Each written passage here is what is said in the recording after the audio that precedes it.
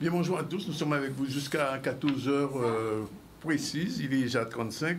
On va recevoir dans un instant Florent Barthes. Bonjour.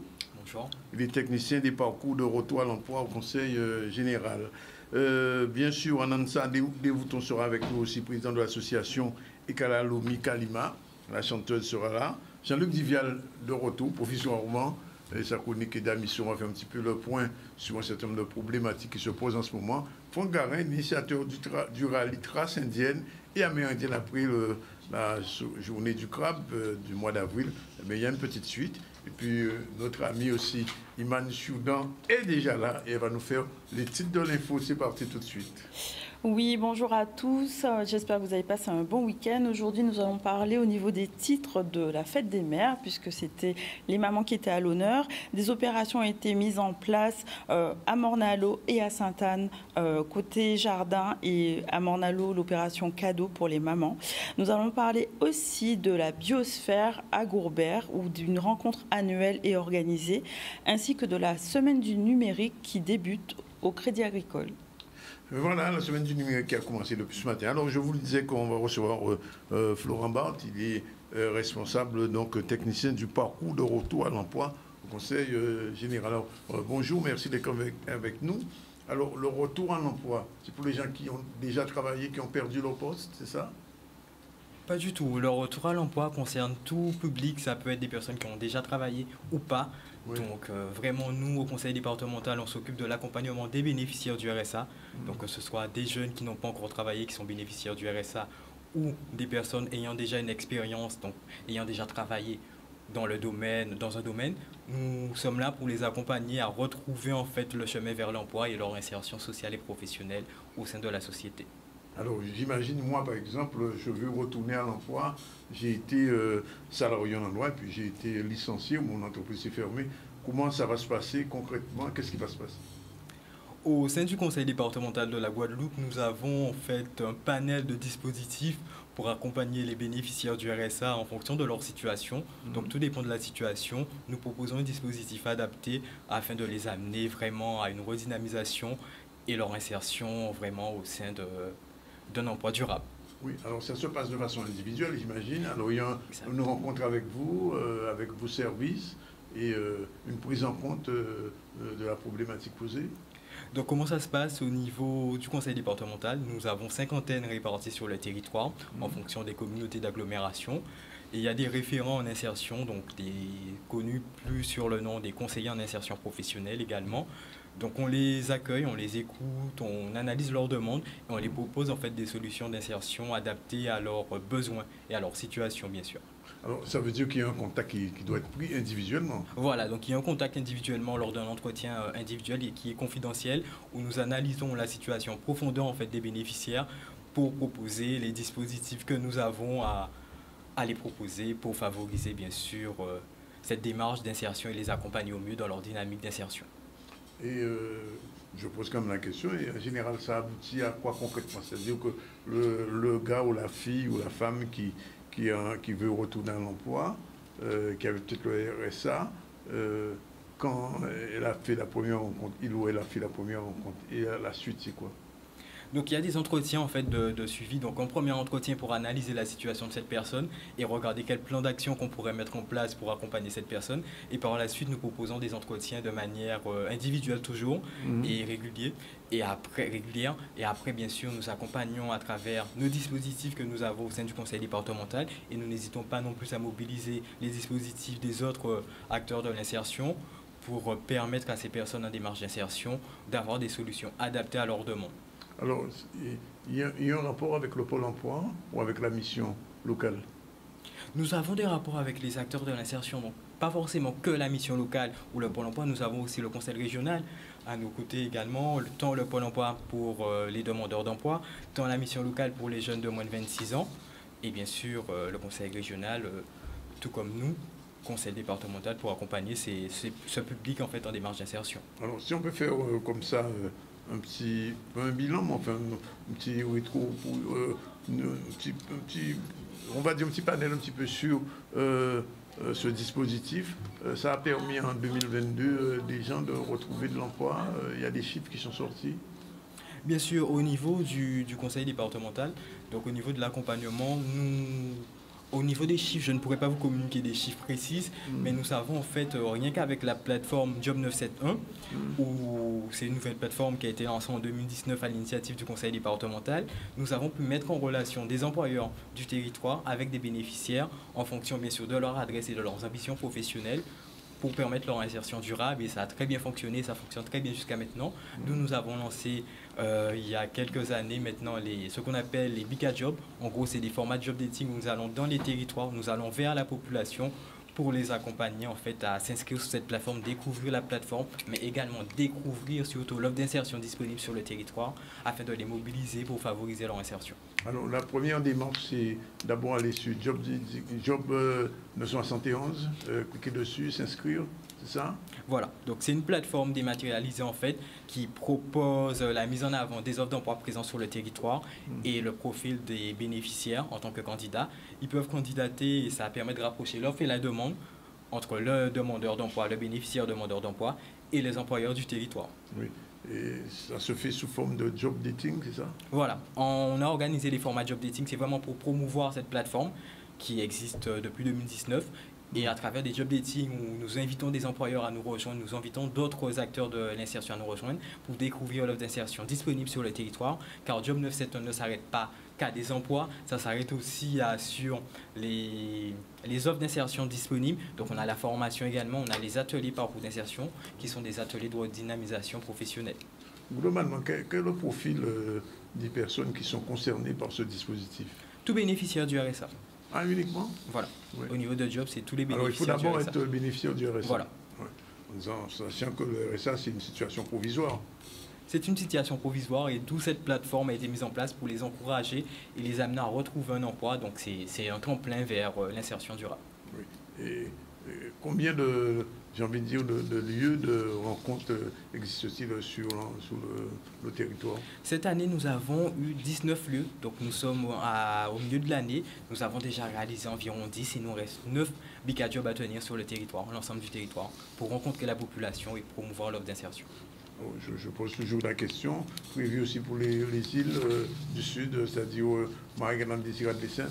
Bien sûr, Marie-Galante, très bientôt Marie-Galante. Donc je vous dirais que c'est en juin exactement, peux vous donner la date d'ores et déjà. Oui. Au niveau de Marie-Galante, ce sera exactement le 22. Le 22 juin, nous serons à Marie-Galante pour rencontrer les bénéficiaires du RSA et promouvoir cette plateforme et l'offre d'insertion disponible pour favoriser leur insertion durable. Pas encore de date pour les Saintes et Désirade? Pas encore, non, pas encore. Pas encore? Mais j'imagine que c'est quand même prévu. C'est prévu, c'est prévu. Nous faisons l'ensemble du territoire, nous n'allons surtout pas oublier les îles du Nord. Donc voilà, non. Pas question d'âge pour ce dispositif, ça va de quel âge à quel âge? Dès que vous êtes bénéficiaire du RSA, donc ça peut partir de 16 ans jusqu'à la retraite. Jusqu'à la retraite? Et même après. Ah, et même après? D'accord. Bon, alors, on va conclure là-dessus. Donc, le dispositif, on a dit, s'adresse aux gens du RSA. Il y a des points de rencontre. Il y a le Job 971 qui est la plateforme. Voilà. On s'inscrit, c'est ça? On s'inscrit. Les gens qui nous regardent, ils s'inscrivent. Après, il y a un contact avec vous. Oui. Et le contact, vous l'avez dit, il est individuel, donc au coup par coup, c'est-à-dire chaque personne. Puis après, on débouche sur un emploi ou une insertion ou une formation. Voilà, une formation, des ateliers parcours d'insertion. C'est vraiment un panel de dispositifs que propose Job 971. On ne s'est pas arrêté qu'à l'emploi, on a englobé vraiment la totalité des dispositifs d'insertion présents sur le territoire pour pouvoir répondre à la demande en fait, de nos bénéficiaires, des bénéficiaires du RSA. Parce qu'en fait, je voyais sur la vidéo qu'il y avait un conseiller numérique. Voilà, donc il y a des conseillers numériques aussi au sein de cette plateforme qui sont vraiment présents pour accompagner les demandeurs d'emploi qui ne maîtrisent pas forcément le numérique à s'inscrire, donc à les accompagner à s'inscrire, à créer leur CV en ligne également. De créer leur CV en ligne? Voilà, oui. La plateforme permet de créer également son CV en ligne directement en fonction des critères que nous remplissons et ça génère le CV et nous pouvons postuler un peu partout sur les offres qui nous intéressent à proximité en fonction de notre mobilité et de nos compétences. Le conseiller numérique peut accompagner les gens qui ont des difficultés avec le numérique? Oui, c'est exactement sa mission. Les accompagner en fait dans leur démarche d'insertion au niveau numérique.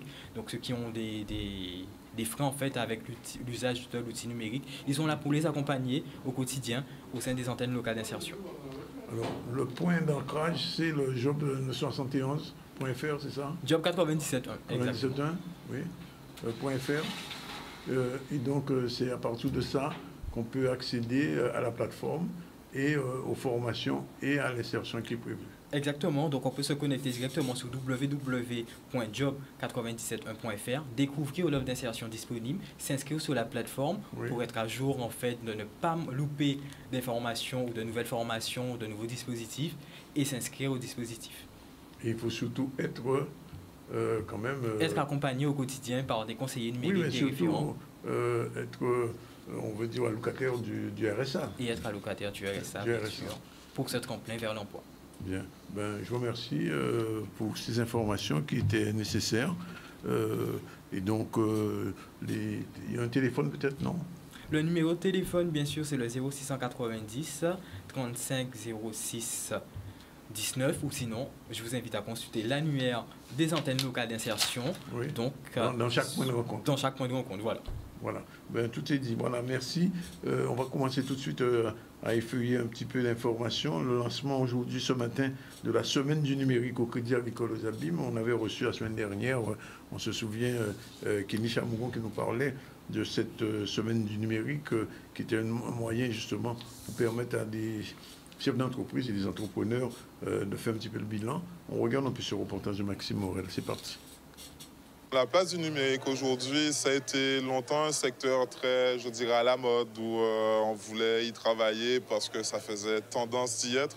Aujourd'hui, on se retrouve sur un secteur, on a de plus en plus d'entreprises qui génèrent une activité économique réelle, une activité économique forte. C'est important pour nous d'avoir un moment où on peut parler du numérique de manière positive, où on peut mettre en valeur des activités, des actions concrètes et des entreprises concrètes. Là, on vient d'avoir, par exemple, l'intervention de Francis Martin de Tutsila, French Tech 120, avec une activité de recherche sur l'éco-responsabilité. On parle d'activités concrètes sur le territoire. Donc, nous, c'est important de pouvoir valoriser le secteur et montrer qu'on travaille ensemble à développer un territoire de manière structurelle et concrète. Ce qui est important dans la semaine du numérique, c'est surtout de sensibiliser l'écosystème. C'est d'arriver à recréer des liens autour de problématiques qu'on a dans nos territoires, pour notamment le financement des startups et des projets innovants, et puis également pour créer un ensemble, un écosystème qui sera toujours favorable à créer de la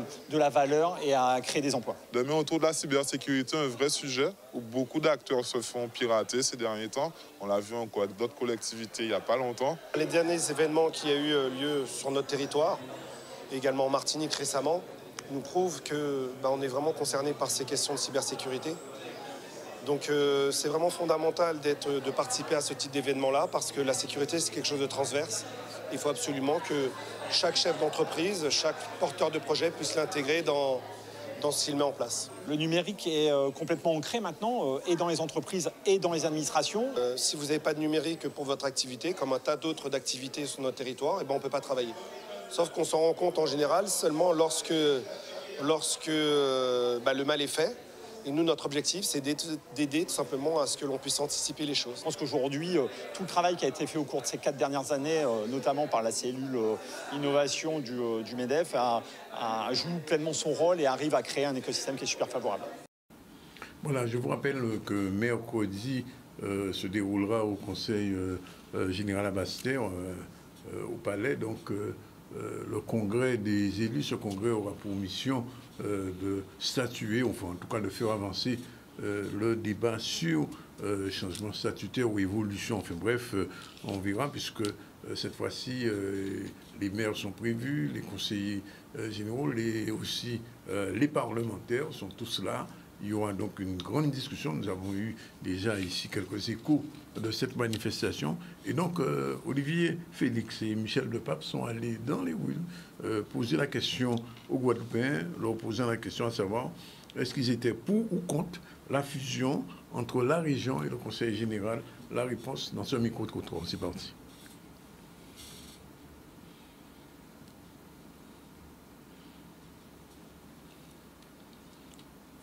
Il s'agit donc Oui, voilà, c'est parti pour...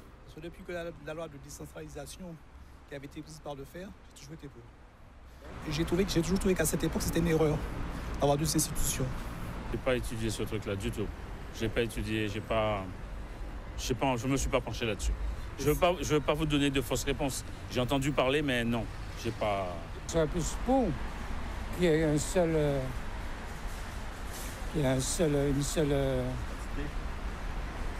entité qui représente la Guadeloupe. Ça pourrait être une bonne chose, parce que nous avons des élus qui sont à droite, qui sont à gauche, enfin qui sont à la région, qui sont au département, et finalement on se demande mais pourquoi ils ne se mettent pas ensemble pour discuter d'une chose convenable une fois pour toutes. C'est pas de moi, ça, ce truc-là, je m'occupe pas de ça. C'est pas ce qui va arranger les choses. Ce serait une très bonne chose, mais je le dépense pour le contribuable. Bouga n'est pas très trop au courant à ça. Bouga n'est pas tellement intéressé à la politique parce qu'un Jean Bois avec tout ça. Sincèrement, vrai, un Bois avec tout ça. Ce sera peut-être judicieux par rapport à, oui, pouvoir justement assembler les éléments ensemble. Oui, je pense que oui. C'est une bonne chose, hein. Parce que comme ça, ils pourront se concerter convenablement. On va avancer aussi. Voilà. Ce sont des choses qui peuvent nous améliorer notre fonctionnement, notre manière de vivre. Ça nous permet d'évoluer et d'avancer. Je ne vois pas de contre-indication, en fait.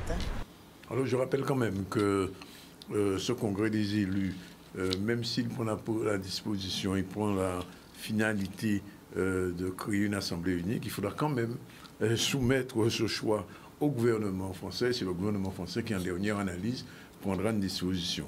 Et sur cette question, on sait aujourd'hui encore qu'il y a beaucoup de polémiques, mais nous aurons l'occasion d'y revenir. En parlant un peu de sport, de football particulièrement, puisqu'il y avait pendant 3 jours, depuis le milieu de la fin de la semaine dernière, des rencontres entre des sportifs, des footballeurs guadeloupéens, marseillais, brésiliens aussi, congolais.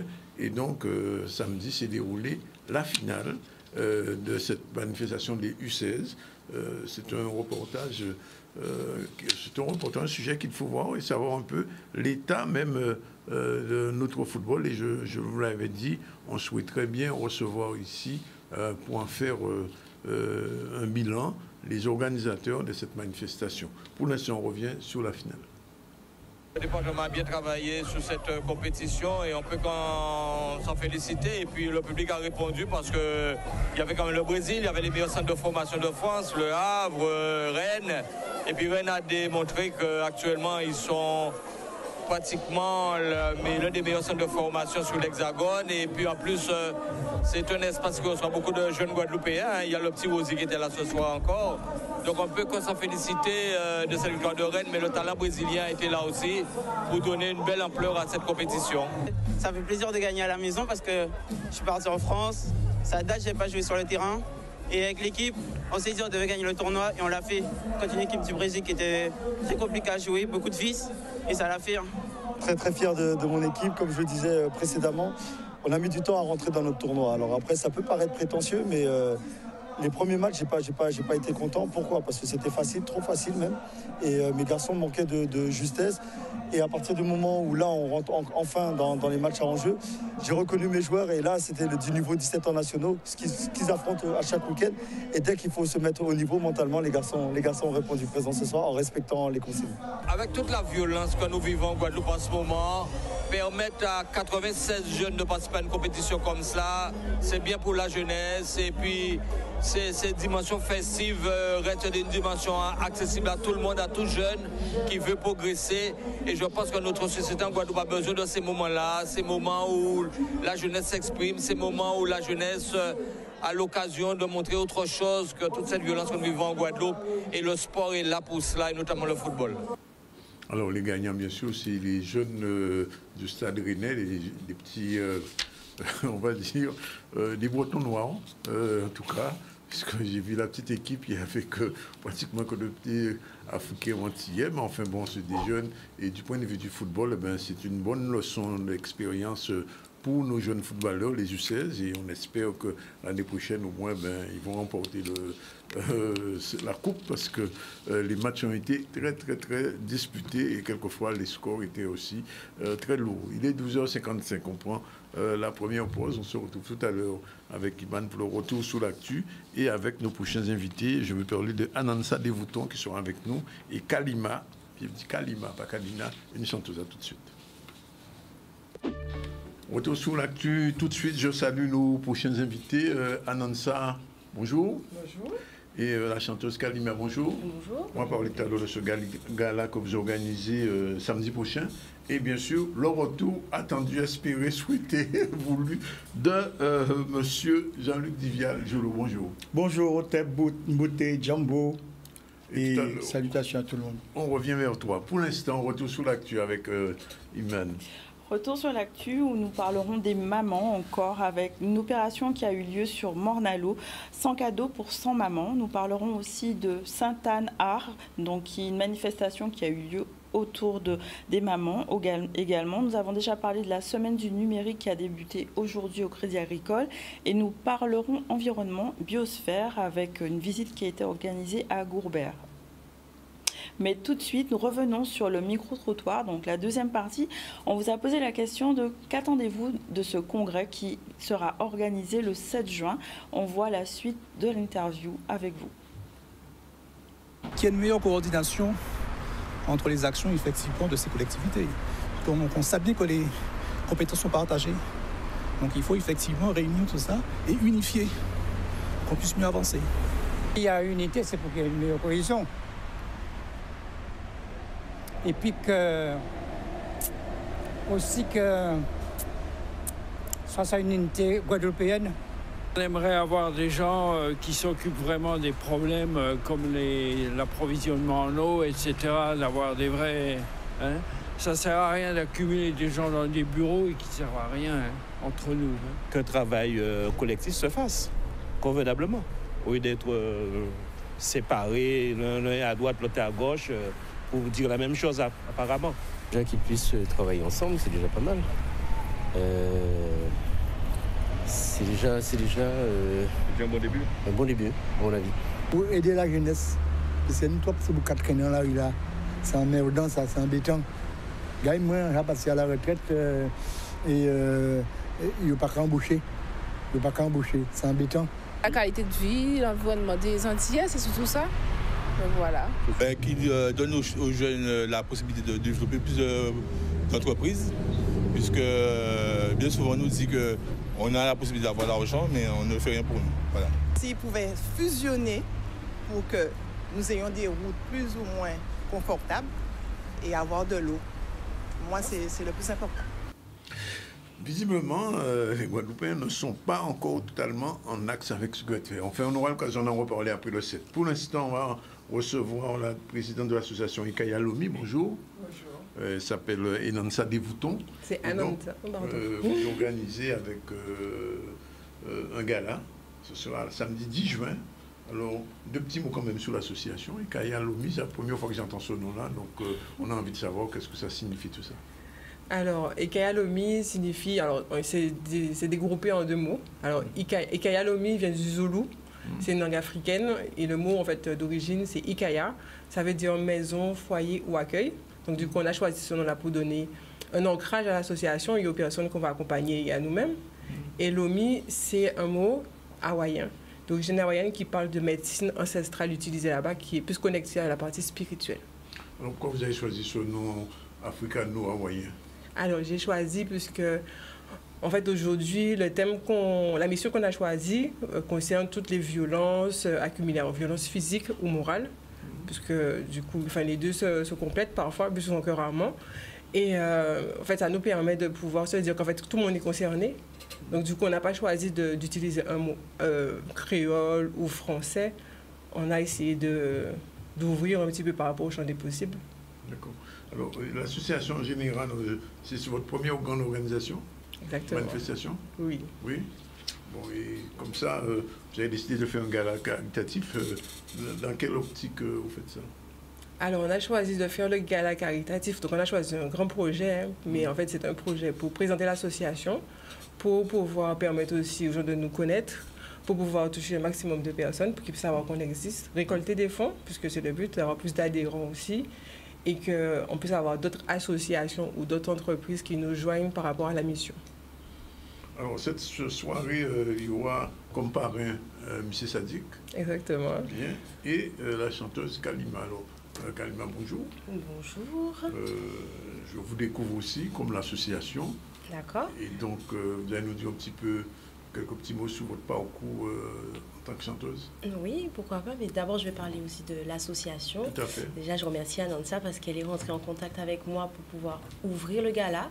Donc voilà, elle m'a parlé juste du but de l'association. Et du coup, voilà, j'ai vraiment voulu apporter une participation. Donc du coup, j'ai l'honneur d'ouvrir le gala des Kayalomi. Et ensuite, moi, pour parler de Kalima, je suis vraiment une artiste qui débute, donc l'année dernière. Et, dans quel registre? En fait, je fais un registre qui est plutôt soul, pop, groove, avec des rythmiques caribéennes. Voilà. Donc là, pour l'instant, on va dire que je ne suis pas vraiment une artiste qui tourne, on va dire, en Guadeloupe ou sur les radios, vu le style. Oui. Mais du coup, ça me fait plaisir d'ouvrir le gala avec une musique composée et écrite en créole. Pas encore de chansons sur les réseaux? Oui, bien sûr. J'ai une chaîne YouTube avec 2 clips. Voilà, pour l'instant, il n'y a que 3 chansons qui ne sont pas du tout dans le style de ce qu'on fait en live avec les musiciens. mais voilà, la suite arrive bientôt. Et donc, au cours du gala, on va vous entendre quand même? Oui, bien sûr. Justement, j'ouvre le gala avec... Sans M. Sadik? Sans M. Sadik. Moi, j'ouvre juste le gala. C'est vraiment pour lancer la chose avec une musique à texte qui, je l'espère, va toucher un peu par rapport voilà, aux violences, voilà, par rapport au thème du gala. Alors, luminescence, c'est quoi exactement? C'est briller, c'est renaître. Comment? C'est renaître, c'est briller, c'est être une lumière, au final. Oui. Vous savez qu'en général, quand je reçois un artiste ou une artiste, on lui demande toujours de faire un tout petit a cappella, okay. Juste comprendre un petit peu son registre. Vous acceptez? Oui, j'accepte. Allez-y. Alors, je peux vous chanter une petite reprise ou alors... Comme vous voulez. Ok, j'adore Amy Winehouse. Alors, en général, c'est toujours elle que je chante. Et je vais chanter Not Too Black, du coup. Meet you downstairs in the bar and heard you all up sleeves and your school t-shirt. You say, what did you do with him today? And sniff me out like I was think away. 'Cause you're my fella, my guys. And me on Stella and fly. By the time I'm out the door, you till me down like a watching more. Voilà, ça donne ça. Ça, c'est mon registre de chansons que j'aime. Sans orchestration, juste avec l'accompagnement de Diolo. Merci, Jojo, d'ailleurs. Non, il a le sens du rythme, d'ailleurs. C'est bien. Samedi, on vous écoutera avec plaisir. Eh bien, merci. Alors, je vois que quand même, il y a beaucoup de choses dans ce gala. Cocktail dînatoire, des lois gagnées à Nansa. Alors, je vais revenir sur la luminescence, parce que c'est quand même un nom qu'on a choisi par rapport à la mission qu'on a, la mission qui est d'accompagner par rapport aux violences. Donc, du coup, on considère que ce sont un peu des ombres, des blessures qui sont souvent cachées ou en tout cas enterrées quelque part, et qu'on évite. Alors, pas n'importe comment, bien évidemment, mais qu'on invite à les reconnaître et en fait, on fait ressortir la lumière qui est à l'intérieur parce qu'il y a toujours quelque chose de bon dans une expérience. Et donc, du coup, ça, c'est pour la partie luminescence. Ensuite, en concernant le gala, donc en fait, on a créé 2 événements parce que tout le monde ne peut pas forcément faire la même contribution ou tout le monde n'est pas forcément intéressé par la même chose. Oui. Alors, il y a un spectacle de danse. On a de la danse pendant le gala. Yemouna est invitée aussi. Yemouna est animatrice. Elle est animatrice. Ah, d'accord. Donc, Yemouna fait de l'animation. Il y aura un cocktail dînatoire parce que, bien entendu, il faudra peut-être manger quand même. On veut que tout le monde ait suffisamment d'énergie pour pouvoir participer à tout ce qu'on fait. Oui. Et il y aura un spectacle de Côté Jordi qu'ils ont créé précisément pour le gala. Donc, c'est pour permettre de sensibiliser aussi à la violence, mais c'est aussi humoristique. Donc, du coup, ils seront là. Plus le live de M. Sadik, la chanson d'ouverture, comme vous l'avez entendu tout à l'heure, par Kalima. Et ensuite, on va ouvrir en fait la soirée Donc le gala va être terminé à 23h30 et en fait la casa va être ouverte à tout public. Minuit, on va pas jusqu'à minuit. Jusqu'à minuit, peut-être. Après la casa est ouverte pour tous les people, parce que du coup ils peuvent venir à la soirée juste après. D'accord. Voilà, les tickets sont déjà en vente. Les tickets sont déjà en vente. D'accord. Bon, le rendez-vous est pris samedi à la casa. On a dit, c'est à la casa. C'est à la casa. Ils sont à 15 € les préventes jusqu'à ce soir. Jusqu'à ce soir. Jusqu'à ce soir. Et on s'adresse à qui? En fait, vous pouvez les trouver sur Bizouk ou sur les numéros qui sont inscrits sur le flyer. Le numéro, alors, Anansa, c'est 35 68 46, c'est ça? Exactement. 35 68 46, 77 32 87 77. Il y a 3 numéros. Et donc, on aura l'occasion d'y revenir avant samedi pour booster un petit peu cette soirée, 23h30 à. Je vois, alors là, je me trompe ou pas? 23h30 à 5h. 5h du matin, oui. À 5h du matin? Oui. Ah bon? Ça, c'est la soirée avec DJ. C'est la soirée avec DJ, là. C'est ouvert, D'accord. Ok. Et il y a même un dress code? Oui. C'est quoi le dress code? Le dress code, c'est blanc et doré. Bon. Bien, ben c'est noté. Merci d'être venu. Restez là quand même, puisqu'on va discuter avec quelqu'un qui va parler un petit peu de l'Afrique aussi, puisque Diolo, c'est un spécialiste des cultures africaines et égyptiennes depuis plus de 3 ans, 4 ans déjà. Il fait ici une chronique qui s'appelle Ida Misso. On va voir un petit peu le générique quand même. C'est parti.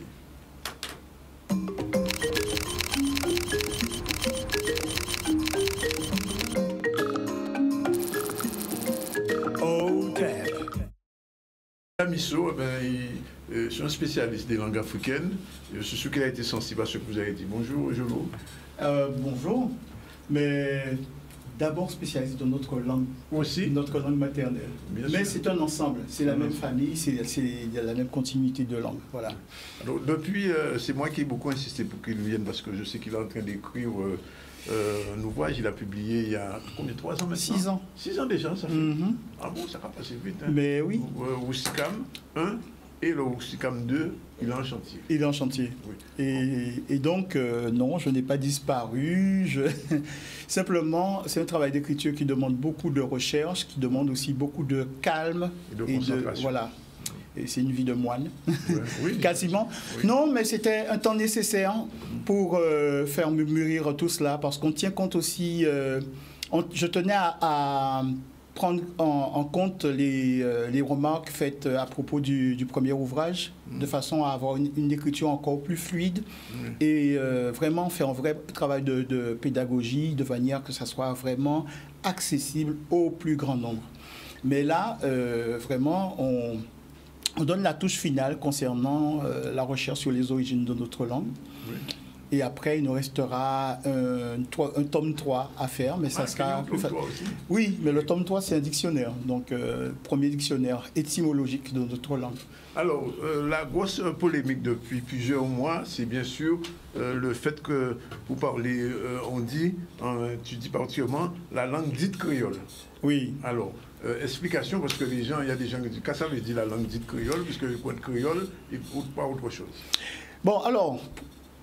première chose, il faut bien se rendre compte que les définitions qu'on donne sur notre langue n'englobent même pas 10 ou 15% de ce que notre langue est réellement. Ça veut dire qu'on se cantonne à ce qu'on peut ou ce qu'on croit savoir d'elle au cours de ces 300 dernières années, oui. Alors que, en fait, notre langue témoigne de plus de 300 000 ans d'histoire. Parce que dans notre langue, il y a des mots qui viennent de la préhistoire, il y a des verbes qui viennent de la préhistoire, il y a des mots, de la grammaire, tout ça, ça vient de l'égyptien ancien. On voit comment ça a muté, il y a des termes qui ont muté, les mutations qu'on observe dans le copte figurent dans notre langue. Ensuite, quand cette langue continue d'évoluer en Afrique de l'Ouest, eh bien, toutes les mutations-là, on les a aussi. Et donc, si vous vous cantonnez à la définition du créole, ce n'est pas notre langue. Notre langue, c'est beaucoup plus. Et la deuxième chose, c'est que on se trompe sur ce qu'est notre langue et sur comment elle s'est constituée. Donc, ça ne correspond pas. Donc, on dit que c'est une langue créole, mais en fait, la majeure partie des gens qui l'appellent créole ne savent pas vraiment qu'est-ce qu'est notre langue. C'est pourquoi il faut mettre... Le mot créole n'était pas approprié aux Guadeloupéens, aux Africains d'origine, des gens... La première chose qu'ils ont désignée par le terme créole, c'est une vache. C'est une espèce bovine. Voilà. Et surtout en Haïti... c'était manifeste. Et c'était une façon aussi de railler le langage des Africains de cette époque-là, parce que, en fait, on assimilait leur façon de s'exprimer, qui n'était pas comprise par les Européens, au beuglement de la vache. Donc, voilà, c'est pas flatteur non plus. Et puis, dans ce qu'on appelle créole, et que tout le monde, une bonne partie de personnes présentent comme quelque chose de merveilleux, une création harmonieuse où on a tenu conseil pour... Non, c'est de la souffrance. Ça traduit vraiment comment on a déconstruit une partie de l'humanité pour lui imposer une vision du monde qui n'était pas la sienne, un univers qui n'était pas le sien. Et en fait, la langue traduit la souffrance de nos ancêtres quand ils se sont retrouvés dans cet univers. Parce que quel que soit l'endroit où ils pouvaient regarder, devant, derrière, à droite, à gauche, par terre, c'était l'univers carcéral de la plantation. Et même le ciel, ils se sont appropriés avec l'imposition d'une vision occidentale de la religion. Vous voyez? Donc, en fait, ça traduit ça. C'est parce que tous les peuples, un peuple n'attend pas sur un autre pour savoir comment désigner ses mains, ses yeux, le soleil, la terre, tout ça. Mais quand vous arrachez un peuple à sa terre et que vous l'emmenez dans un univers et que tout est déjà défini par vous, eh bien, il n'a plus cette possibilité de traduire son univers à sa manière, selon sa vision du monde. Donc, qu'est-ce qu'il fait? Il reprend les mots qui existent déjà. C'est comme ça que la langue qu'on appelle créole a démarré. Vous voyez, les Français, ils ont colonisé d'autres territoires. Ils ont colonisé le Mali, le Niger, le Tchad et tout ça. Et pourquoi dans ces territoires-là, il n'y a pas eu d'apparition justement de cette fameuse langue dite créole? C'est parce que les gens sont restés sur place avec leur tradition, leur environnement, et ils ont continué à traduire leur environnement. Et c'est pourquoi ils n'ont pas pu générer des formes de ce qu'on pourrait appeler un créole. C'est l'acte de déracinement qui donne naissance. Alors, quand certains disent, par exemple, que pour reprendre le mot, que dans la langue créole, il y a beaucoup de mots français, donc le créole, ça vient du latin, ça vient du français, ça vient, etc., etc. Alors moi, je suis très à l'aise avec ça. Je vais vous dire, on se trompe sur la façon de faire la recherche sur notre langue. La majeure partie, si ce n'est pas tous, des linguistes et des chercheurs sur notre langue qui pratiquent ce qu'ils appellent aujourd'hui la créolistique, pratiquent ce qu'on appelle la méthode descriptive. Ce sont des descriptivistes. Ils décrivent ce qu'est la langue. Oui. Mais la seule méthode linguistique qui permet de connaître l'histoire d'une langue, l'origine d'une langue, c'est la méthode comparative. Et quand je dis la méthode comparative, il faut enlever tous les mots d'emprunt. Vous voyez, la pirouette qu'on fait en disant que ce sont des apports. La linguistique ne connaît pas d'apport. Il n'y a pas d'apport. Il y a des emprunts. Et s'il y a des emprunts, ça veut dire qu'il y a une langue qui a emprunté au français. Il faut questionner cette langue-là, il faut la chercher. Donc, la première des choses à faire, c'est enlever tous les mots français.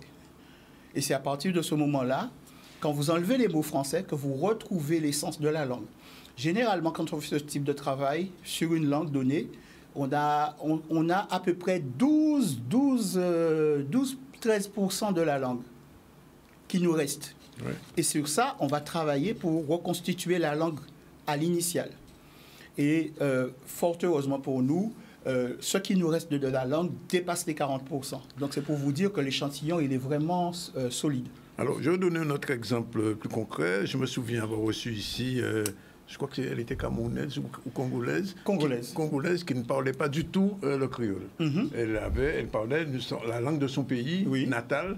Et elle a fait quelques semaines ici, et elle m'a dit, parce qu'elle me l'a dit personnellement, puisque j'ai son livre, que rien qu'avec ce qu'elle savait de sa langue, elle a pu retrouver l'essentiel, l'écosystème du créole. Comment expliquer ça? Mais c'est la pensée symbolique. Voilà un aspect pour lequel je milite. Il faut qu'on étudie notre pensée symbolique. Parce que notre pensée symbolique... Il faut expliquer ce qu'est la pensée symbolique. Je vais expliquer. Oui. c'est comme l'ADN, ça ne disparaît jamais. Et c'est un phénomène qui s'est créé depuis la préhistoire, donc plusieurs dizaines de milliers d'années. Et c'est encore en nous. Nous pensons le monde comme nos ancêtres jadis pendant la préhistoire, en Égypte, ensuite dans l'Empire mandé, dans les royaumes Congo. La pensée symbolique, c'est quoi? C'est l'acte par lequel l'homme accède à la parole. Parce que l'homme ne naît pas avec la parole. Mais c'est la façon que l'homme a de traduire son environnement en sons, en mots, en phrases. C'est-à-dire que c'est la nature qui nous a appris à parler. On a entendu les oiseaux chanter, on a entendu le vent dans les arbres, on a entendu les branches qui se cassent, on a entendu le vent, l'écoulement des eaux. On a vu les animaux se comporter entre eux. Et on a déduit certaines attitudes. Et sur ces attitudes, on a mis des sons. Et en mettant en associant une idée à un son, vous créez un mot. Parce que vous lui donnez une définition. Et à partir de ce moment-là, commence la langue. La langue que nous parlons aujourd'hui a commencé avec 10 sons, 10 primo-lexèmes. Et vous regardez comment elle est complexe aujourd'hui. Donc, en fait, c'est ce caractère-là qui, en définitive, dit d'où vient une langue. Alors, il y a encore un autre principe que dit la méthode comparative. Si deux langues sont apparentées, si l'une vient de l'autre, alors ça veut dire qu'elles ont toutes les deux un ancêtre prédialectal, c'est-à-dire une langue, un ancêtre qui était parlé à la préhistoire. Et en utilisant ces deux langues, il est possible de reconstituer cet ancêtre. Mais on connaît l'ancêtre du français, c'est le latin. Donc ça voudrait dire que notre langue et le latin, eh bien, il est possible de montrer une parenté génétique. Pourquoi nos linguistes ne l'ont jamais fait? C'est parce qu'ils savent très bien. Beaucoup d'entre eux sont des latinistes et des hellénistes. Donc il ne suffit pas de s'ingénier à faire des comparaisons entre Guadeloupe, Martinique, Guyane, tout ça. Ça a son utilité, mais ça ne nous met pas en danger. Ce qu'il faut, c'est prendre notre langue, comparer avec le latin, comparer avec le grec, comparer avec, je ne sais pas moi, le sumérien, comparer avec l'égyptien ancien et voir d'où sort la parenté. Et moi, je vous dis que la parenté, elle sort avec l'égyptien ancien. Alors tout à l'heure, Anansa disait qu'elle avait pris un mot de Zoulou pour créer son association. Est-ce que c'est quelque chose de surprenant? Non, ce n'est pas surprenant. Je vais vous dire, toutes les langues que nous parlons aujourd'hui continuent ce même ancêtre prédialectal apparu à la préhistoire. Donc, comme c'est la même famille de langues, ben, c'est comme si, par exemple, vous allez dans une commune de la Guadeloupe, on dit Gouillave, vous allez dans une autre, on dit Goyave, et on autre cas dit Goyave. Mais qu'est-ce que ça change? C'est la même racine, c'est les mêmes concepts, c'est simplement la façon de prononcer. Et cette différenciation se fait naturellement parce que les gens vivent dans des espaces qui sont séparés. Je vous dis un truc, si nous n'avions pas la télévision et la radio aujourd'hui, vous verriez que en Guadeloupe, on aurait différentes façons de parler. De commune en commune, les gens parleraient une forme de notre langue qui est différente. Ce qui a fait l'unité, comme pour le français d'ailleurs, c'est le fait qu'on ait la possibilité tous d'entendre une même version, quel que soit l'endroit où on allume la radio, où on allume la télé. Encore on dit cheval, cheval, cheval. Cheval aussi. Oui, ça dépend des endroits. Hein. Ça dépend des endroits. Oui, mais ça il faut se souvenir que de ce qui a construit notre pays, des Congos, des personnes originaires du pays mandé, donc des Bambara, des Fonds. Et donc chacun a une façon de prononcer en fonction de l'accent qu'il a hérité de ses ancêtres. Et c'est encore en nous. Alors, on ne va pas tout faire, mais enfin, quand vous posez une question générale, je me souviens, lors d'une émission, tu as expliqué que notre carnaval, ce qu'on appelle le carnaval qu'on dit qui vient de la religion catholique, finalement, au fond, c'était complètement faux, ça. C'est pas simplement de dire que c'est faux. Il faut comprendre pourquoi ça apparaît. En fait, il n'y a pas de civilisation sans calendrier, et un calendrier a ses rites. En fait, le carnaval célèbre le jour de l'an. C'est une célébration dont la vocation est de sceller l'alliance. C'est-à-dire qu'il y a un moment où il faut purifier les rapports entre personnes d'une même communauté pour mieux vivre ensemble. Et donc, cette purification-là, c'est le carnaval. Et c'est normal que ça se termine, parce qu'en fait, on rejoue les mythes de l'Égypte. Hein, c'est ce qu'on refait dans toutes nos célébrations-là, qu'on croit si éloignées. C'est ce qu'on refait. Et en fait, ça sert à purifier les relations de telle manière que les gens puissent toujours vivre ensemble. C'est comme pour le bain des marées, c'est comme pour la façon qu'on a de fêter la Noël.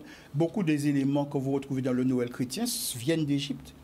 Et dire ça comme ça, les gens vont penser que c'est un égyptocentrisme. Non, c'est simplement des faits, c'est l'histoire de l'humanité. Ce qui arrive, c'est que les Européens, à la suite de Champollion, ils ont sorti toute une série de termes qu'ils ont reconstruits à leur manière, selon l'alphabet qu'avait cru identifier Champollion, qui a fait un travail remarquable. Mais ces mots-là n'existent pas dans la vraie vie. Ramsès, ça n'existe pas. Il n'y a personne qui s'appelle ni Hatshepsut, ni Ramsès en Afrique. Ça n'existe pas. Oui. Par contre, si vous cherchez Mossiré, vous allez trouver. Vous voyez, si vous cherchez Camara, vous allez trouver. C'est ça les vrais noms. Juste un dernier petit mot et ce sera bon le final. Je disais que tout à l'heure, dans notre langue, il y a des mots, enfin vocabulaire français, vocabulaire espagnol, etc. Mais il y a aussi des mots d'origine africaine. Mais il y a majoritairement des mots africains. Et la syntaxe, et surtout, je voulais dire, et sur la syntaxe aussi, on peut dire que la syntaxe... Oui, c'est pourquoi je parle de pensée symbolique. Qu'est-ce que c'est que notre langue? C'est le dernier stade connu de l'égyptien ancien. C'est-à-dire que l'égyptien ancien est devenu le copte. Le copte a donné naissance à des dialectes qu'on parle dans le pays mandé, le bambara et tout ça. Et après, eh bien, nous, où est-ce que le bateau a pris nos ancêtres? Dans le pays mandé, dans le pays Congo. Donc, quand ils arrivent avec ces langues-là, ils arrivent avec le dernier stade connu. Simplement, c'est la première fois qu'on voit qu'une langue africaine se fait coloniser par une langue européenne. Donc, les mots ont été remplacés, je vous ai dit, parce qu'on a imposé à nos ancêtres un univers qu'ils n'ont pas pu traduire avec leurs propres mots, mais avec les mots qui existaient déjà et qui étaient définis par le système de plantation. Mais en dehors de ça, c'est une langue, la syntaxe est africaine, le lexique est africain, en grande majorité. Vous avez des phrases qui n'ont aucun mot de français. La semaine dernière, j'étais en Martinique pour une conférence et je leur disais, voilà une phrase qu'on peut dire aujourd'hui chez vous. Mandio tibolom tala, c'est en ma pipi. Et bien dans cette phrase, il n'y a pas un mot de français. Donc si notre langue c'est à une base lexicale française, on ne devrait pas faire un pas sans pouvoir mobiliser un mot français. Et pourtant, il y a une infinité de phrases dans notre langue qui ne mobilisent aucun mot français. Jean-Luc, on va s'arrêter là pour aujourd'hui. Oui. On se reverra, j'espère. Oui, très bientôt. Oui. Et on va montrer qu'aujourd'hui, notre langue, on l'a inscrit dans une histoire beaucoup plus longue parce que, par exemple, quand on prend le premier pronom de notre langue, on va expliquer comment cela s'est construit, quel est le premier des pronoms dans notre langue qui est apparu et comment ça se construit. Le en. Le en, oui. Et comment on arrive à mou, mo, moins, man, voilà. On va montrer que c'est une continuité historique sur plusieurs millénaires qui donne naissance à cette langue. Et le plus ancien, c'est le en. Merci. C'est moi. On dit Otep. Et il est l'heure du premier... non, c'est la deuxième séquence déjà. Ivan, oui, c'est la deuxième séquence. On va recevoir tout à l'heure Franck Garin. Et on va terminer avec une chronique qu'on connaît bien. À tout de suite. Voilà, il est déjà 13h34. On va recevoir dans un instant M. Franck Garin. Bonjour. Sociologue, historien, écrivain, mais aussi fondateur de la Journée du Crabe. On va en parler tout à l'heure parce qu'il y a une nouveauté. Pour l'instant, on retourne sur l'actu avec Iman. Oui, retour sur l'actualité. Nous avons déjà parlé de la semaine du numérique qui a débuté aujourd'hui au Crédit Agricole, ainsi qu'un micro-trottoir qui a été fait en lien avec le congrès qui sera organisé du 7 juin. Nous parlerons tout à l'heure de la fête des mères, mais déjà actuellement, nous allons venir sur le sujet de la biosphère où une rencontre annuelle a été organisée. Des délégations sont venues en Guadeloupe pour visiter le centre Saint-Jean-Bosco à Gourbert où il était question de souveraineté alimentaire et de trouver des solutions pour pouvoir développer ce concept en facilitant l'insertion des jeunes. On voit un reportage de Charlie Dagonia. C'est des retours d'expérience qui sont là depuis une semaine. Ça permet aussi de voir les initiatives qui sont faites en matière foresterie, agro, les initiatives aussi également en matière d'autonomie alimentaire. Donc on va visiter quelques jardins avec une production locale bio. Ça permet à Saint-Jean-Bosco, qui est un lieu de vie, qui a une histoire, et c'est important aussi pour nous de faire mieux connaître nos territoires et ce qui se fait sur l'espace Gobert, donc qui le fera ignorer même pas la population. Et merci à vous-même d'être là pour donner de la visibilité à toutes ces initiatives faites par des jeunes, on l'a dit, qui nous accompagnent aujourd'hui, des jeunes qui sont en RSA, voilà, qui sont dans ces projets d'insertion, dans ces chantiers d'insertion. Il faut les encourager afin qu'ils puissent s'insérer tout simplement dans notre société. On a fait d'une pierre deux coups, hein. On a 30 ans et c'est l'occasion aussi de montrer aux autres réserves de France, hein, ce que l'on fait, les travaux que nous faisons et leur faire visiter notre réserve de biosphère. Donc on a saisi l'occasion de la rencontre annuelle pour fêter les 30 ans de la réserve de biosphère de Guadeloupe. Ce qui nous intéresse surtout aujourd'hui, c'est de voir concrètement comment des acteurs sociaux, enfin des acteurs socio-économiques, de formation, prennent en compte les dimensions nouvelles au travers de l'agriculture et les questions de transition. Donc on a cette volonté, on le voit à travers tous les échanges qu'on a eus d'avoir une sécurité alimentaire plus forte au niveau de la Guadeloupe. Et là, on voit concrètement comment un certain nombre d'acteurs s'y prennent à travers donc des techniques, mais aussi toute une réflexion sur la manière de distribuer l'alimentation. Ici, on est sur un sujet d'agriculture et de souveraineté alimentaire, mais hier, nous étions à Sainte-Rose sur les sujets de protection de la mangrove, du milieu marin et des enjeux des activités maritimes sur les espaces protégés. Voilà, une petite réaction, Franck Larin, sur ce qu'on vient de voir. Ben, moi, j'y vois deux choses. La première, c'est que de manière géostratégique, je crois que la biosphère, tout ce dont on parle avec des mots apparemment nouveaux, ça fait partie de la stratégie de la France, la stratégie diplomatique de la France. Il y a certes le nucléaire comme arme de dissuasion, mais tout cet espace maritime dont nous parlons, tout cette empreinte écologique qui fait partie des discussions que l'on a, ce sont des stratégies diplomatiques qui ne visent pas uniquement à faire prendre conscience aux Guadeloupéens qu'il faut faire, mais qui ont pour objectif aussi de situer la France, son, entre guillemets, domaine maritime. Son périmètre même. Son périmètre comme un outil politique. Voilà. Et je crois que nous devons prendre garde à ne pas plonger tête baissée, nous culpabiliser. Ah ouais, c'est nous qui avons fait. Moi, je n'ai rien fait contre la biosphère. Je n'ai rien fait contre la nature. On est en train de payer pour de grandes puissances industrielles qui ont délocalisé leur production du côté de la Chine ou ailleurs. Le dérèglement climatique, nous ne sommes pas responsables. Nous sommes en train de le payer. Le premier matricide contre la nature a été commis par le colon quand il a défriché à tour de bras, quand il a creusé des ravines, des rivières, des canaux, comme le canal des Retours. Donc j'entends tout ça avec satisfaction. Mais je dis qu'il est important puisque nous en sommes victimes. Donc il faut faire de la prévention, mais je ne perds pas de vue, et c'est la deuxième chose, qu'il n'y a pas là véritablement quelque chose que nous avons souhaité. C'est-à-dire que nous sommes en train de payer pour un crime, d'expier pour un péché que nous n'avons pas commis. Mais ça ne veut pas dire qu'il ne faut pas qu'on soit vigilant. Oui. Et il faut rappeler quand même que l'essentiel de la, entre guillemets, puissance maritime française vient de nos océans, des dernières colonies, Guadeloupe, Martinique, etc. Le soleil ne se couche jamais, comme à l'époque du Louis XIV sur le royaume français, hein, finalement. J'ai même entendu le président de la République dire que la France est un archipel. C'est un archipel. Du coup, il faut même si nous. Franck, alors il y a eu au mois d'avril, je disais, la fête du crabe annuelle qui est revenue après X années, 2 ans, c'était 2 ans de... Oui, 3 années même. 3 années de silence. Ouais. Et là, cette année, il y a une nouveauté. Alors, bon, ici, moi. Mais la nouveauté, en réalité, c'est la continuité de ce qui a constitué notre thématique, et c'est ce qui explique que nous soyons ici.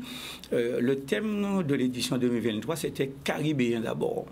Et Caribéen d'abord, c'était vouloir prendre sens, vouloir occuper notre espace caraïbe dans lequel nous sommes et que beaucoup de gens nous envient. Il suffit de voir les reportages pour montrer que nous sommes de plus en plus absents de notre territoire, n'est-ce pas?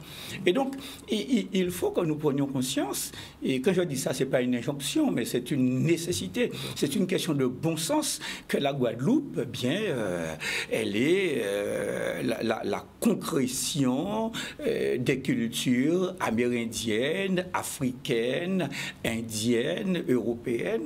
Nous savons ce que nous devons à tous ces gens, même si certains sont persuadés que nous ne leur devons rien. Donc, lorsque nous parlons de faire un rallye culturel sur les traces indiennes, il s'agit de dire aussi, et de ne pas oublier qu'en 1660, il y a eu un fameux traité qui a renvoyé Hans Bertrand dans la partie, à l'époque la plus ingrate de la colonie, les Amérindiens, parce qu'ils ne correspondaient pas au projet de l'occidental. Il s'agit donc d'aller sur ces traces-là, de les rechercher et de faire connaissance avec cette partie. Parce que les derniers Amérindiens étaient dans cette partie du Nord-Grande-Terre. Mais bien sûr. Oui. Du côté, alors j'allais dire où, mais ça fait partie des questions du rallye. Il ne faut pas le dire. Alors comment ça s'organise ce rallye culturel? Alors comment le point de départ, quel va être le cheminement, j'ai envie de dire? Alors on va partir, puisque l'organisation, elle se fait de manière conjointe avec l'association des Amis de l'Inde, n'est-ce pas? Et ce rallye d'ailleurs a pour marraine Madame Annick Ragoubert, dont on connaît... Danseuse émérite. Hein? Ah, oui. Oui. Iman, qui est danseuse aussi, chorégraphe, confirme. Oui. Annick, donc, vraiment, Annick qui est la marraine de ce rallye. Nous avons rendez-vous donc devant le Centre guadeloupéen de la culture indienne à Petit Canal samedi à 7h30. Il y aura donc un briefing, les équipages vont se constituer, les consignes seront données et nous partirons donc à la conquête des merveilles culturelles indiennes et amérindiennes du Nord-Grande-Terre. Alors quand on dit trace, ça veut dire qu'il y a des choses qu'on peut encore voir, toucher concrètement? Alors, une trace, ça donne peut-être le soupçon d'un réel qui existait. Mais une trace, c'est aussi quelque chose de concret. On va nous suivre trace en moi, ou on les trace à tel monde. Ça veut dire que là, il y a des empreintes. Et ces empreintes, elles sont très fortes. Elles sont de la manière qu'ont les Indo-Guadeloupéens de faire à manger, avec les plantes qui ont été emmenées, mais aussi avec les plantes qu'ils ont trouvées là et qu'ils ont transformées, adaptées à leur tradition, la musique, etc. Et ce qu'il y a de fantastique dans ce rallye, c'est qu'on pourra goûter à des mets qui ont été préparés. Vous savez, est-ce que tous les Guadeloupéens savent ce que c'est qu'un vadec, qu'un poignalon, loti, etc. Donc, quand on parle de traces, ce sont des empreintes, c'est l'existant même, c'est le réel de ce qui compose une partie importante de la population guadeloupéenne, les Indo-Guadeloupéens. Mais il faut qu'on aille... Parce que l'objectif du rallye, c'est de faire aux conjonctions aussi, de faire au peuple. On ne pourra pas faire au peuple si chacun vit dans les couloirs de la mémoire que lui a légué l'histoire. Donc, il s'agit d'aller se rencontrer. Nous avons déjà beaucoup d'inscrits et nous demandons aux gens justement de s'inscrire et jusqu'à vendredi, de manière à ce que... Alors, comment on s'inscrit, justement, précisément? Eh bien, on a laissé un numéro qui doit certainement paraître là, le 48 78 18, 06 90, 48 78 18.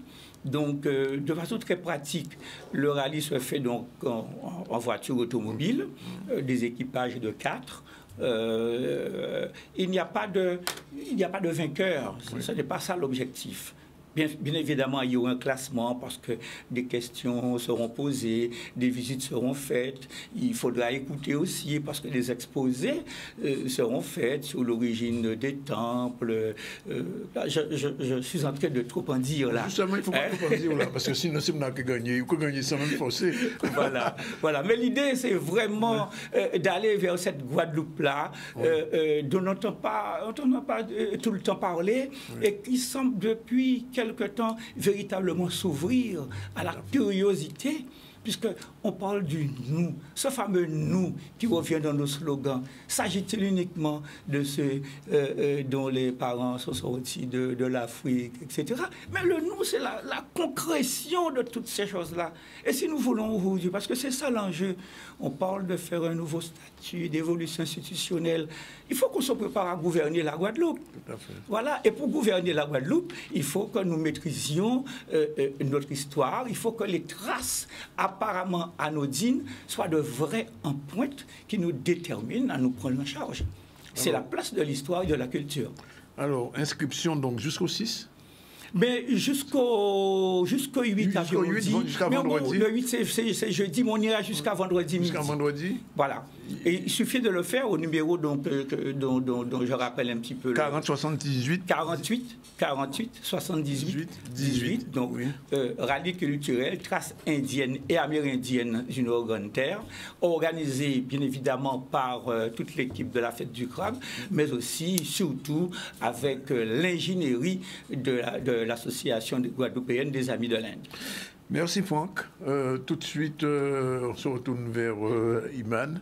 Et générique, est-ce qu'il est prêt? Oui, c'est parti.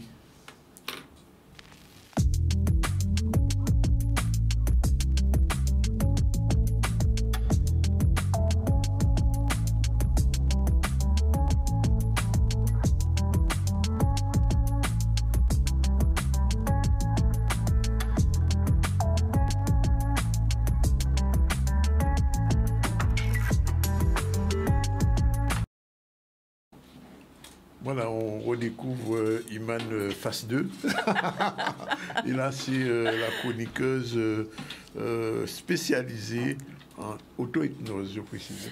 Ah, en beaucoup de choses. Je suis PNL, PNL, hypnose, coaching, voilà. Donc là, je reprends ma casquette de chroniqueuse pour vous parler. Elle a lâché prise pour les cheveux. Je l'ai lâché, je retirais la veste, je lâche. On lâche aujourd'hui, on va parler de lâcher prise, on va parler de comment apprendre à se libérer justement de choses qui peuvent nous empoisonner la vie et nous empêcher d'avancer. Donc aujourd'hui, qu'est-ce que c'est le lâcher prise? En fait, c'est un concept vraiment qui consiste à renoncer à contrôler les choses qui ne dépendent pas de nous. On va voir le slide suivant. Et donc, c'est reconnaître et accepter qu'on ne peut pas tout contrôler et qu'il y a des choses qui ne dépendent pas de nous. Et c'est choisir aussi notre attitude vis-à-vis de ces situations-là qui peuvent parfois un peu nous agacer. C'est accepter ce qui est sans chercher vraiment à prendre le contrôle et laisser aller certaines choses. Alors, comment se manifeste justement ce manque de lâcher prise dans les situations courantes? Ça peut ressembler à quoi? Donc, c'est ces histoires qu'on se raconte, voilà, de passé douloureux, regrettable. On va ressasser sans arrêt ces choses-là et ressentir de la frustration, de la colère vis-à-vis de choses qui sont arrivées et qu'on ne peut pas changer. C'est aussi vouloir contrôler l'avenir en essayant de prévoir chaque petit détail, chaque petite faille, résultat qu'on voudrait avoir qui nous empêche en quelque sorte de rester dans le moment présent. Et ça peut être aussi s'attacher excessivement aux résultats, être tellement focalisé sur les résultats attendus qu'on est incapable de s'attacher juste au moment où on est. On est dans le futur et on ne peut pas être dans le présent. C'est aussi peut-être être trop dans le passé, donc avoir des difficultés à pardonner et avoir un sentiment vraiment de rancune, de colère envers les autres et envers soi-même aussi. Et pardonner, c'est un acte qui demande du courage et qui peut être un défi personnel, parce que ça va affecter nos relations et ça nous force en quelque sorte à rester dans un état de tension et de ressentiment, alors que lâcher justement cette amertume et ce sentiment un peu nocif pourrait être vraiment très salutaire. Ça aussi, s'inquiéter du jugement des autres. Donc quand je suis préoccupée constamment parce que les autres vont penser de moi, bah c'est peut-être un signe justement qu'on a du mal à lâcher prise parce qu'on se sent obligé de satisfaire les attentes des autres. Et ce qui peut nous empêcher aussi d'être vraiment fidèles à qui on est et vivre de façon un peu plus authentique. Une autre situation qui montre ce manque de lâcher prise, c'est la peur de changement, parce que c'est tellement confortable de rester dans ma situation que finalement, je préfère rester là où je suis. Je tiens tellement à cette situation que voilà, je préfère rester et résister au changement, même si ça me limite dans ma croissance personnelle. Et ça va générer du stress parce que justement, j'ai du mal à me détendre, à me relaxer, parce que je reste sous pression constamment, ce qui peut entraîner après des problèmes physiques, émotionnels qu'on connaît. Et d'où vient ce sentiment de contrôle?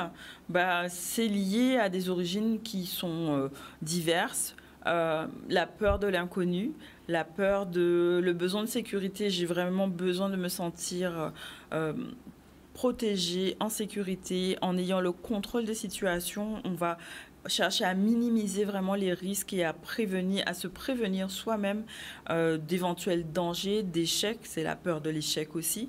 C'est peut-être aussi en lien avec des expériences qu'on a eues. Justement, on a eu cette sensation de perte de contrôle et du coup, ça me limite. J'ai pas envie de revivre ce sentiment. Ça a pu créer un traumatisme en moi et du coup, je me suis sentie impuissante et j'ai pas envie de revivre ces situations-là. Donc, je vais vraiment essayer de contrôler tout et pas être dans ce lâcher prise. Ça peut être aussi parce que j'ai des attentes qui sont tellement élevées. J'ai une envie tellement d'être parfaite et d'arriver à un idéal que voilà, je vais contrôler tout ce que je dis, tout ce que je fais, les relations avec les personnes avec qui j'interagis et vraiment ça peut me limiter dans ce lâcher prise dont j'ai besoin. Et les croyances limitantes, ça peut être aussi, je sais que je ne peux compter que sur moi, donc ça va renforcer ce sentiment de besoin de contrôler les choses parce qu'il n'y a que moi qui peux y arriver et le contrôle de tout me garantit mon succès parce que je sais que personne à part moi ne peut y arriver en fait. Et donc, comment on peut apprendre à lâcher prise? C'est d'abord, premièrement, d'identifier ce qui ne dépend pas de soi. Prendre le temps de réfléchir aux situations, aux personnes, aux événements qui causent du stress et sur lesquels je ne peux pas avoir d'action directe. Je ne peux contrôler que moi, en fait, et mon sentiment et mes émotions. Donc, tout ce qui est extérieur à moi, je ne peux pas le contrôler. C'est vraiment d'identifier ça. Donc, l'aide d'un coach, ça peut être aussi de mettre le doigt sur ces points essentiels, ces situations, et se dire que là, ça ne dépend pas de toi, là, ça dépend de toi. Tu peux agir que sur ce qui te concerne, vraiment, et pas sur la personne. Et c'est comment je peux changer mon regard sur les choses qui peut me permettre justement de lâcher prise. C'est aussi accepter ce qui est inévitable, donc reconnaître qu'il y a des choses qu'on ne peut pas changer. Il y a des choses, on n'a pas la main dessus.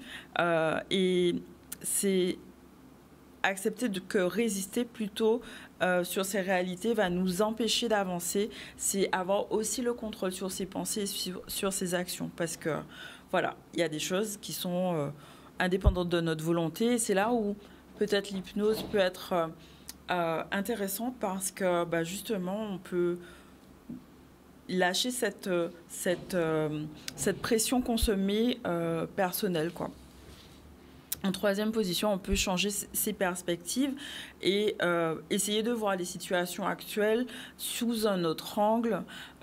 Donc, voir les opportunités de croissance personnelle qu'on peut avoir. Ça peut aussi nous permettre de prendre un recul par rapport à ces émotions qui peuvent nous envahir et de visualiser un avenir positif ou différent de ce qu'on peut percevoir parce qu'on a peut-être des œillères en fait, et l'idée c'est d'ouvrir vraiment le champ des possibles et les solutions auxquelles on n'avait pas pensé en fait. C'est pratiquer la pleine conscience. La pleine conscience, c'est quoi? C'est être dans l'instant présent. Et un exercice qui peut vraiment permettre d'être dans la pleine conscience, c'est de focaliser son attention sur la respiration. On parle souvent de cohérence cardiaque, mais on peut juste focaliser son attention sur la respiration et voir comment les pensées s'apaisent, les émotions et les sensations se modifient. Voilà. Cultiver la gratitude, c'est une attitude, on va dire, permanente, positive, qui permet de voir les choses différemment. Et s'autoriser à ressentir, c'est vraiment ressentir ces émotions pleinement parce qu'elles sont positives. Elles sont généralement positives, ou en tout cas elles sont neutres parce qu'elles sont un symptôme qui me permet de voir qu'il se passe quelque chose en moi. Donc c'est important de lâcher prise et se dire que c'est un processus qui demande du temps, c'est un voyage personnel qui demande de la pratique. Et c'est formidable de pouvoir se libérer en fait de ces pressions et de ces raisons diverses qu'on a vues qui nous permettent d'être plus épanouis et plus heureux. Voilà, elle a lâché prise et moi je vais lâcher l'antenne puisqu'il est 13h57. Très rapidement, je vous rappelle que nous avons reçu en début du ZCL aujourd'hui Florent Barthes, technicien des parcours de retour à l'emploi au Conseil général. Il nous a expliqué comment les gens qui ont le RSA peuvent justement bénéficier de tout ce dispositif qui a été mis en place avec le job 971.fr. Il suffit d'y aller. Ensuite, nous avons reçu Anansa Devouton, la présidente de l'association Ekaya Lomi, puisqu'il y a une soirée de gala, ce sera le 10 juin, on va vous en parler, et j'ai des tickets à vous faire gagner si ça vous intéresse sûrement, avec la chanteuse Kalima. Jean-Luc Divial est venu faire un petit focus un petit peu sur un certain nombre de problématiques qui se posent depuis quelque temps. Il y a longtemps qu'il n'était pas venu à la chronique Idamiso, mais il n'est pas mort, non, il n'est pas disparu, il n'est pas lagué nous, il est en train de préparer un ouvrage, même 2 ouvrages. Et puis on a eu aussi Franck Garin, initiateur du rallye Trace indienne et amérindienne. Il faut là s'inscrire au 48 78 18 jusqu'à vendredi. Et c'est ce week-end que ça aura lieu. Puis on a reçu Iman. Le rappel était très rapidement aujourd'hui, lancement de la semaine du numérique au Crédit Agricole, aux Abîmes. Il y a eu le micro-trottoir contre la fusion entre département et région. Michel de Pape-Oublié Félix en 2 versions. Version pour ou contre, et puis ensuite, qu'attendez-vous de cette assemblée unique? On a eu aussi la rencontre annuelle de la biosphère française, une visite de terrain à Goubert. Voilà un petit peu ce qui a fait l'actualité, mais Iman, merci d'être là. Merci. Je lâche prise là. Lâche prise, c'est ça qui est important. J'abandonne pas. Non, il faut respirer, être dans le moment présent. Je respire, voilà. Et la réalisation a été assurée par Yann. On se retrouve demain à la même heure, 2h30 pour les ZCL News. Merci d'être aussi souvent avec nous et aussi nombreux. Ciao, bye.